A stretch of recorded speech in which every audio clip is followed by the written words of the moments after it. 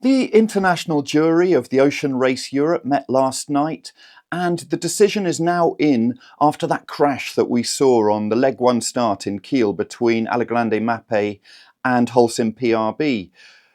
Pretty uniquely, we get to see inside the jury room, and then we see Chris Atkins, the international juror, deliver the decision. And then we take a look at the rules in question and get reaction from Holcim-PRB's Alan Roberts and Allagrande Mapei's Ambrosio Beccaria.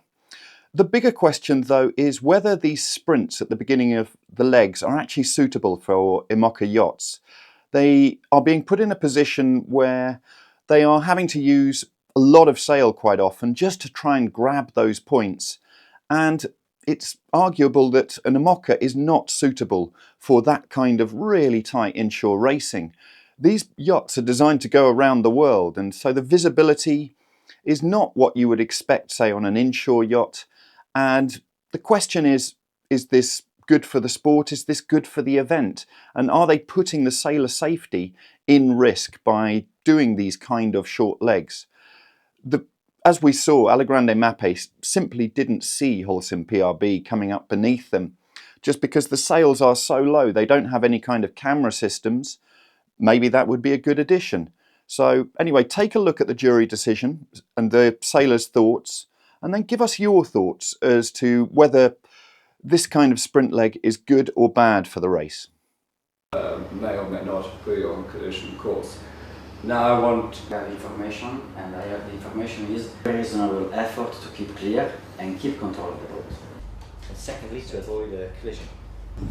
And definitely, it's not, for me, it's not fair to give points for Skullgate because it was not possible for us to get points. The leg scoring and the bonus gates. Information about where they are, where you were within that week. I don't understand why also the scoring points, but the average about the leg. Drop to leeward for a technical issue and pushes the button to start canting the keel from to leeward.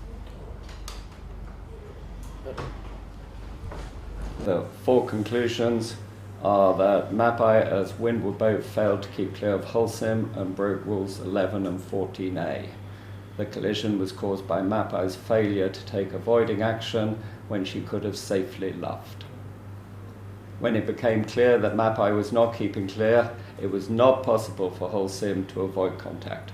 So the two rules Chris Atkins talked about in the jury's decision were 11 and 14A.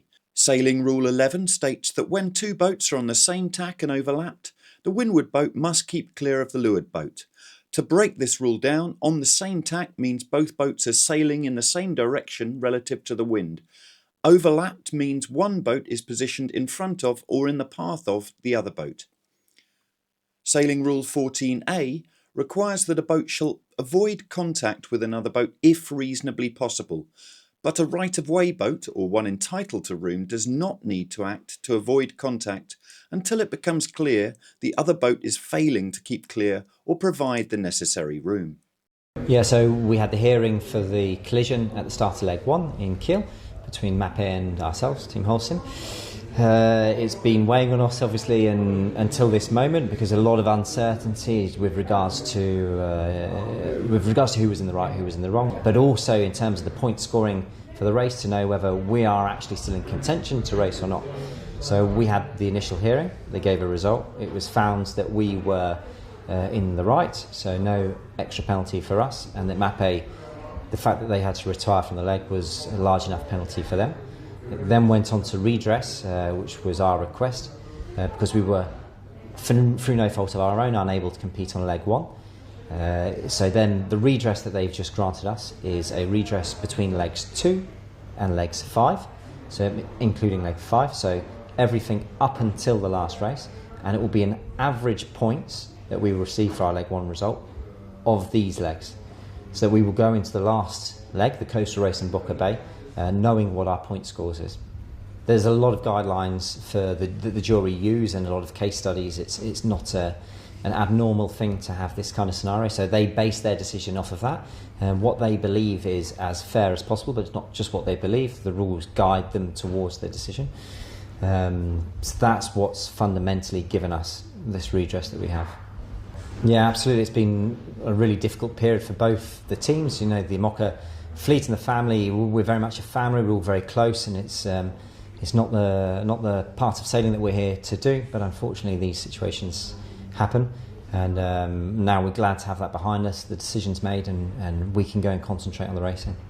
It was not the situation that we were hoping for, but we respect completely the decision of the jury. We knew that it was a very complex situation, and yeah, this is part of racing. Sometimes it's not, let's say, joyful moments, because it's, you know, we are here to race and to have fun and to fly above the water. We are not here to discuss about that, but yeah, we hope that it's not gonna happen anymore, and we know that Holcim are very strong sailors, and it has been difficult for them to pass to live all that they lived. So yeah, I hope that we'll have some very good legs in the next one, and that's it.